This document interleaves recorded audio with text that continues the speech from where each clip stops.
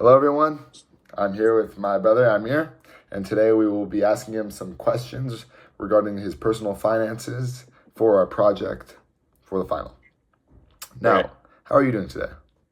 Good. How are you? I'm doing amazing. And Can you hear me okay? I can hear you great. And, lots of years. So my first question is, what is the biggest... We go way back. Nav and I. Some people say we're like brothers. He's really like a brother to me. All right, the first question I have is, what is the biggest expense that you have had in your life so far, and how did you successfully pay for it, or how are you currently paying for it? Can I take a guess? Yeah, take a guess. Is it college? It's law school, actually. Okay. Oh, law school. College, big guy. College, fortunately for me, was not expensive because the financial aid that my college offered was very generous, and private scholarships also were helpful. But law school, the scholarship opportunities are much more limited. And so out of pocket, it cost me probably about $100,000.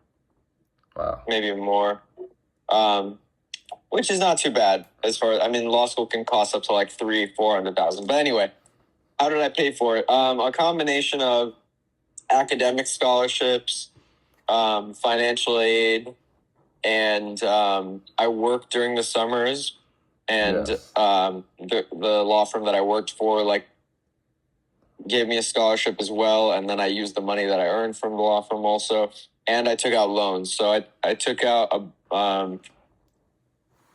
about $80,000 in loans, and so I'm still paying those off, and I put them on like a 10-year plan. So very nice. So you would say it's important to put yourself out there for scholarships and things like that. Definitely, like the return on investment for the time that I put in writing those scholarship essays, I don't think, if you break it down hourly, I don't think I'll ever have a job that pays that highly. So I highly recommend it to every high school student, especially high school seniors, because there's so many opportunities. And, you could spend like an hour or two just touching up one of your college essays, making it a scholarship essay, and get $40,000 potentially. Obviously, the average scholarship is much smaller than that, but the opportunities are huge. But generally, I would also just recommend, it's scary to take on debt. I was pretty worried about taking on debt to go to law school because I'd never had loans before, but it's already started paying off, paying dividends as far as the jobs I've had access to. So I'm on track to be done with my loans fairly soon. So I recommend, if you're going to spend money on something, invest in yourself. Very nice. All right, my second question is, what is some advice you would give your younger self or your children regarding your finances? So we learned this theory in my basic econ class in law school of the, I forget the name of it, but it was essentially the idea that when you're spending money today as a young person, like myself or like yourself, you should think about your lifetime earnings, as opposed to thinking okay, I'm only making $10K a year right now, but I'll be making $100K in 10 years. So, hold off on spending until then. And certainly you have to live within your means, but you may, if you're certain that can you still see me? Yeah. Let me try connecting to Wi-Fi. It's definitely, I highly recommend living within your means and not just matching your spending to you're not matching your spending to whatever you're earning. Some people will have a good year at work, let's say, and they'll make 3 times what they made the prior year, and they'll spend 3 times as much.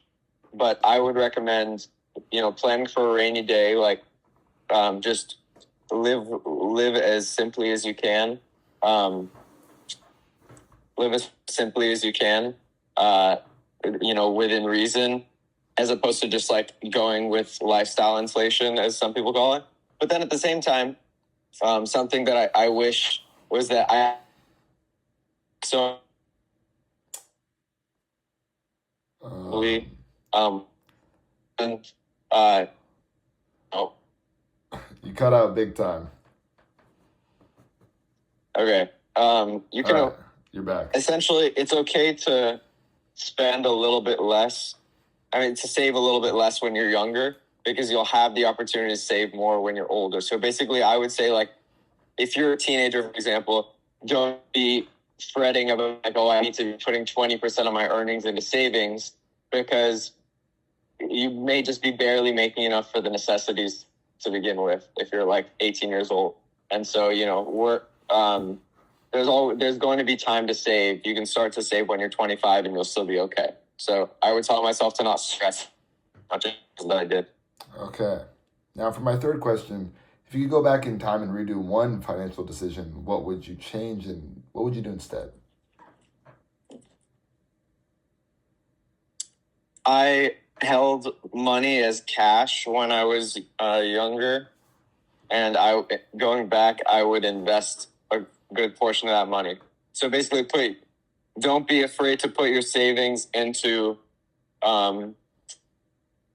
investments as opposed to just leaving it in a checking account or savings account where it's even in a savings account, it's going to yield such a little interest that it's like basically your dollars are being eaten away with inflation. So I would say invest your money early, even if there may be ups and downs in the short term. In the long run, there's a very good chance that you're going to make a lot of return on investment. Nice. And what is your advice about credit cards? I would say that that's like, it's a very personal decision because I think credit cards are great. They come with great benefits. And I wish that I'd gotten one sooner, but that's because I'm a very frugal person. And so I would never put more money on a credit card than I know I can pay off that month. I've never carried a balance on a credit card and I never plan to. So I would say get a credit card at the earliest opportunity, but treat it like a debit card, meaning only spend as much as you can afford, like only put as much on the credit card as you have cash ready to pay off that month. Don't carry a balance. Nice. And what are some financial decisions you regret making or not making? Like I said, I regret not investing when I was younger. I regret not maxing out my a Roth IRA every year that it was available to me. I think the limit's like $7,500 a year, and as long as you make that amount, you can invest that much, and it provides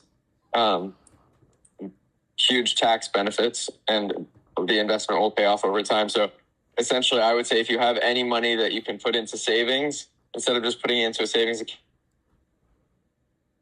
even if Apologies. 6. You cut out there. What's that? I cut out. Okay. I would say put money into a Roth IRA every opportunity you get. Okay. Ladies and gentlemen, Amir Rezvani. Give him a round of applause. Thank you. Thank you.